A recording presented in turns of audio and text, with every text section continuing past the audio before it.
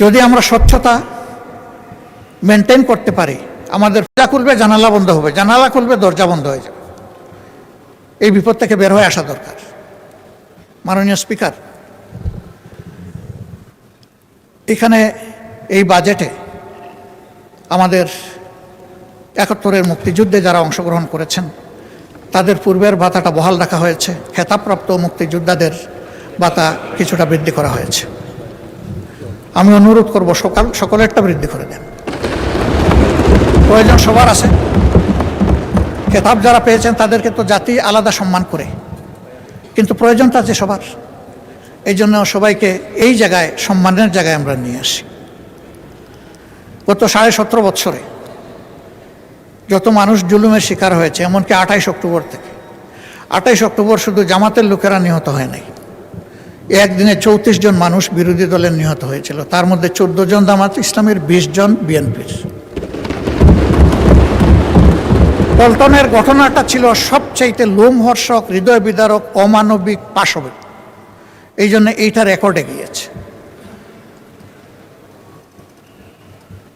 তাদেরকেও এই মজলুমের তালিকায় এনে 17.5 বছরে যারা খুন এবং গুমের শিকার হয়েছেন তাদের সকলকে বিবেচনায় আনা দরকার। জুলাই আন্দোলনে জুলাই যোদ্ধাদের যে সম্মান দেখানো হয়েছে, বিগত সরকার এটা দেখিয়েছে। আমি অনুরোধ করব এটাকে আরও আপফোল্ড করার জন্য। এই সরকার যেন আরও নতুন কিছু ভালো যোগ করে এখানে, তাহলে এই দেশের মায়েদের গর্মে বেশি বেশি করে বীর জন্ম নেবে ইনশাআল্লাহ। যখন বীর মাতারা দেখবেন তাদের সন্তানদেরকে সম্মান করা হচ্ছে, তখন এই দেশ বীরের দেশে পরিণত হবে। এর সর্বশেষ ভিকটিম হচ্ছে শরীফ ওসমান হাদি। আল্লাহর দরবারে তারও শাহাদত কামনা করছে।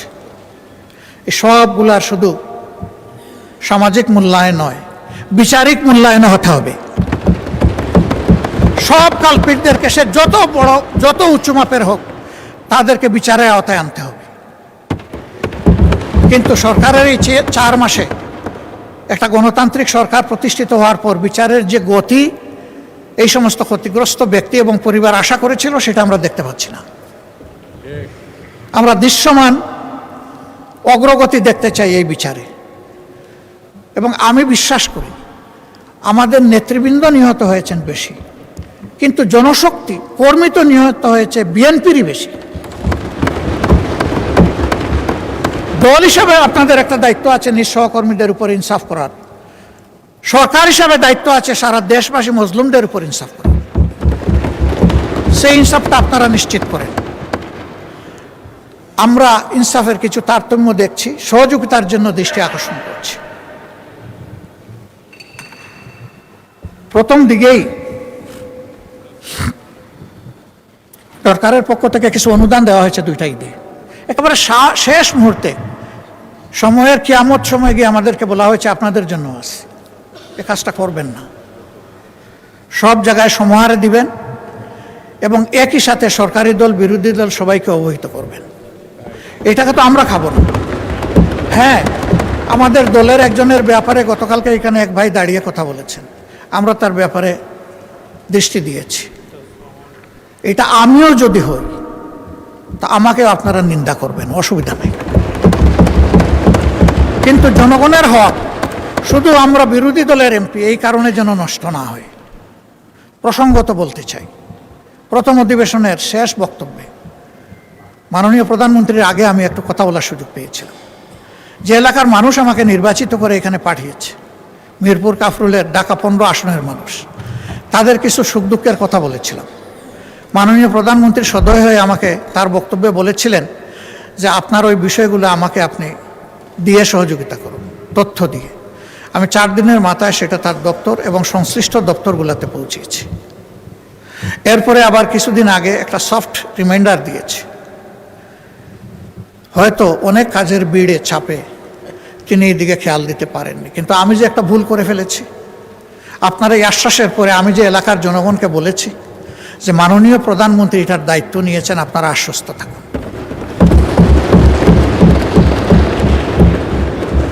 আমি মাননীয় প্রধানমন্ত্রীকে বলেছিলাম, অবস্থাটা পানির জন্য কারবালার মতো, এক ফোঁটা পানি পান করার সুযোগ দিন।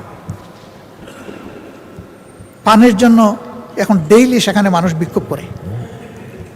আবার কিছু অসাধু ব্যক্তি রাজনৈতিক যুগ সাজসে রাতের বেলা এরা পানির পাইপ কেটে বিভিন্ন জায়গায় তাদের পাওনাটা আদায় করে, অবৈধ পাওনা আদায় করে সেখানে পানির অবৈধ সংযোগও দিচ্ছে। মাননীয় প্রধানমন্ত্রী, এখন আর এই এলাকা আমার থাকে নাই, দায়িত্ব আপনি নিয়েছেন, এখন এই এলাকা আপনার। বদনাম সুনাম যা হবে আপনার হবে, আমি কিন্তু ভার মুক্ত। আমি বলে দিয়েছি যে উনি দায়িত্ব নিয়েছেন,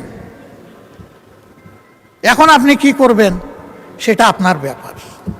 আমি শুধু স্মরণ করাই দিলাম, এই একটি এলাকায় যদি প্রধানমন্ত্রীর কাছ থেকে বিরোধী দলের একজন ক্ষুদ্র সদস্য হিসাবে আমি ইনসাফ না পেয়ে থাকি, তাহলে সারা বাংলাদেশে বিরোধী দলের সদস্যরা কি পাচ্ছেন সেটা তো আমার আশা। তবে ধন্যবাদ জানাই মাননীয় স্থানীয় সরকার মন্ত্রীকে, তিনি সর্বশেষ একটা চিঠি এটাও কিয়ামতের আগে দিয়েছেন যে সকলের জন্য সমান, এই আপনাদের এলাকার অ্যালটমেন্ট আপনি যখনই দেন আপনাকে বিশেষ ধন্যবাদ, সমানভাবে দেওয়ার কারণে। এই সাম্যতাটাই চাচ্ছি, এইটাই মেনটেইন হোক সর্বক্ষেত্রে। মাননীয় স্পিকার, আমি সিলেটের মানুষ, একটা কথা সিলেটের ব্যাপারে বলতে হয়। সিলেট, উনি আবার হাফ সিলেটি, কাজে এখানে আমরা 1.5 জন, 1+0.5। ঢাকা সিলেট যে মহাসড়ক 6 লেনের কাজ শুরু হয়েছে ফ্যাসিস্ট সরকারের আমলে, কিন্তু এইটা দেখে মনে হচ্ছে এটা বোধহয় আগ্রার তাজমহল জাতীয় কিছু হবে। কত বছর লাগবে আমরা জানি না। গুইসাপের মতো হাঁটি হাঁটি এটার কাজ চলছে। প্রধানমন্ত্রী নিজেও কিন্তু এটা এক্সপেরিয়েন্স করেছেন, তাকে ধন্যবাদ। কারণ ওই রাস্তা দিয়ে চলতে গেলে বঙ্গোপসাগরে যাওয়ার দরকার নাই, ঢেউ দেখতে গেলে ওখানেই যাওয়া যথেষ্ট। এর একটা অবসান চাই সিলেটবাসী। আমি আপনার মাধ্যমে দৃষ্টি আকর্ষণ করলাম। যোগাযোগ মন্ত্রী মহোদয় আছেন, মন খারাপ করবেন না, আপনাকে সাহায্য করার জন্য বলেছি। দক্ষিণ পশ্চিমাঞ্চল যশোর, খুলনা এবং সাতক্ষীরা, এই 3টা জেলার বিস্তীর্ণ এলাকা ওয়াটার লগড হয়ে আছে দীর্ঘদিন ধরে, এর কোনো সমাধান নাই। ফলে কৃষক, কৃষি সব কিছু হুমকিতে পড়েছে, এমনকি শিল্পও হুমকিতে পড়েছে। আমি অনুরোধ করব অগ্রাধিকারের ভিত্তিতে এই বিষয়টার প্রতি নজর দিন। এবার মাননীয় স্পিকার, আপনি এখানে না থাকলেও আমি বলতাম, আপনি টাকার কারণে বলছি, আপনি মন খারাপ করবেন না, আপনি লজ্জা নেবেন না, আপনি ভাববেন না যে আমি আপনাকে খুশি করার জন্য বলছি। আমি আমার দায়বোধের জায়গা থেকে, দেশের ভালোবাসার জায়গা থেকে বলছি। ভোলা দেশের সর্বদক্ষিণের জেলা। এই জেলাটি অন্য কোনো জেলার সাথে স্থলভাগে সংযুক্ত নয়, এটাও একটা ওয়াটার লক জেলা, এটা বাংলাদেশের অংশ। তাদের অধিকার রয়েছে বাংলাদেশের অন্যান্য সকল জায়গার যোগাযোগ ব্যবস্থার যে সুবিধা তারা পেয়ে আসছেন, ভোলা এখন এটা পেতে চায়, এটা পাওয়া তাদের অধিকার। ভোলার এই সেতু শুধু ভোলাবাসীর কপাল পরিবর্তন করবে না, আল্লাহ তাআলা ভোলায় যে অপার সম্ভাবনা রেখেছেন, এই ভোলা গোটা বাংলাদেশের এক বিশাল অংশের চিত্র পরিবর্তন করে দিতে পারে। এই জন্য আমাদের নিয়ামতের খনি এই ভোলা যেন আর উপেক্ষিত না থাকে। এই ভোলার সেতুটা আসলেই এটি একটা সম্ভাবনার স্বপ্ন। এই সেতু বাস্তবায়ন হোক।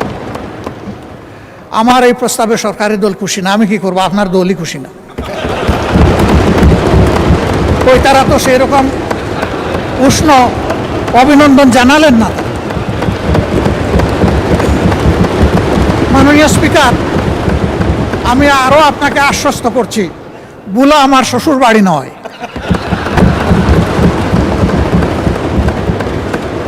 কিন্তু ভোলা বাংলাদেশের অংশ। বাংলাদেশের প্রতি ইঞ্চি জায়গাকে আমি বিশ্বাস করি এই 350 বা 348 জন সংসদ সদস্য অন্তরে ধারণ করেন। আমিও ধারণ করি, তাই আমার দায়বোধের জায়গা থেকে আমি কথাগুলো বলি। বুলার উন্নয়ন, পুরা দক্ষিণ অঞ্চলের উন্নয়ন বয়ে আনুক, আমি দোয়া করি। আর আমি কথা বাড়াচ্ছি না, অনেক সময় নিয়ে নিছি। আপনি আনলিমিটেড দিয়েছিলেন, আসলে আমি আনলিমিটেড করে ফেলেছি। ও, এই দিক থেকে আওয়াজ আসছে তিস্তা মহাপরিকল্পনা। আমি মাননীয় প্রধানমন্ত্রীকে অভিনন্দন জানাই আরেকবার।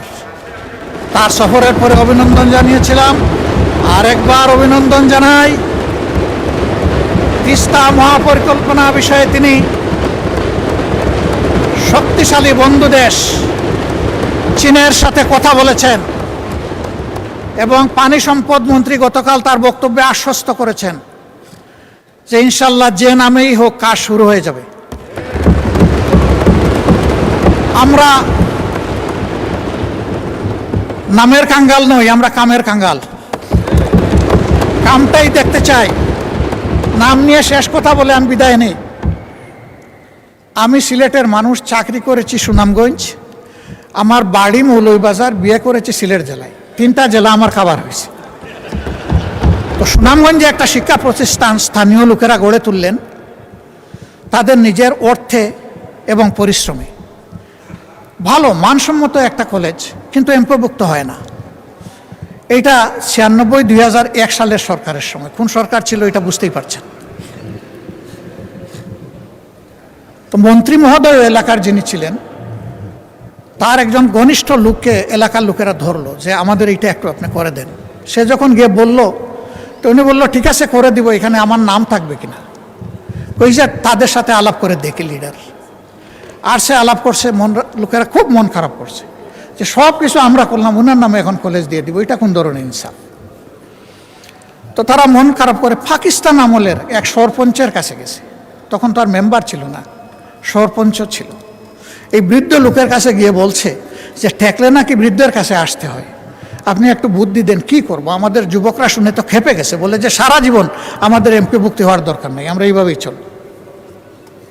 তো উনি বলে অসুবিধা নাই, ওই লোকটাকে দাওয়াত দাও যাকে তোমরা মাঝখানে ধরেছ, তার সাথে আমিও একটু বসতে চাই, তোমরাও থাকবা। তো ওই লোককে নিয়ে বসে বলছে যে ঠিক আছে মন্ত্রী মহোদয় এত বড় একটা কাজ করে দিবেন, আর তিনি আশা করেছেন তার নামটা থাকুক। এরকম একটা সমন্বয় হতে পারে যে তারও নাম থাকবে, এলাকারও নাম থাকবে। তো যদি এটা তিনি মানেন তাহলে একটা সমাধানে আমরা যেতে পারি। সে খুশি হয়ে গেছে যে প্রস্তাবে তো অর্ধেক মিলল। সে গিয়া যখন মন্ত্রীকে বলছে, মন্ত্রী তার গাড়ে ঠাস করে একটা চপ পড়ে বসাই দিচ্ছে। সে তো অবাক হয়ে গেল যে ভালো একটা প্রস্তাব নিয়ে আসলাম, উনি আমারে চোর দিলেন কেন। বলে যে তোর বাবারা কি বলছে তুই কি খেয়াল করেছিস, এলাকার নাম পাগলা। এখন যদি এলাকার নামের আগে আমার নাম হয় তাইলে অমুক পাগলা, আর যদি পরে হয় তাইলে পাগলা অমুক। যা কিছুই লাগবে না, ওরা তোরে জুতার বাড়ি দিয়েছে, আমি এর বিনিময়ে এমপিওভুক্ত করে দেব। আমি অনুরোধ করব আমরা যেন নামের পিছনে না দৌড়াই, আমরা যেন কাম নিয়ে পড়ে থাকি। ধন্যবাদ মাননীয় স্পিকার, কোনো ভুল হলে আমাকে ক্ষমা করবেন। প্রিয় দেশ এগিয়ে যাক, বাংলাদেশকে নিয়ে আমরা এগিয়ে যাই, যুবকদের স্বপ্নের বাংলাদেশ উপহার দেই এবং আমরা অতীতের গ্লানি থেকে বের হয়ে আসি। আল্লাহ হাফিজ, বাংলাদেশ জিন্দাবাদ। আসসালামু আলাইকুম রহমতুল্লাহ।